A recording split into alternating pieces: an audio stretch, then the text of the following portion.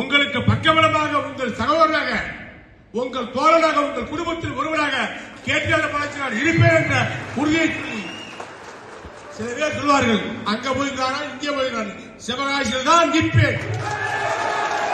சிவகாசி என்னை வைஸ் சேர்மனாக ஆக்கியது, அமைச்சர் ஆக்கியது, சட்டமன்ற உறுப்பினர் ஆக்கியது அத்தனை இந்த தொகுதிதான்.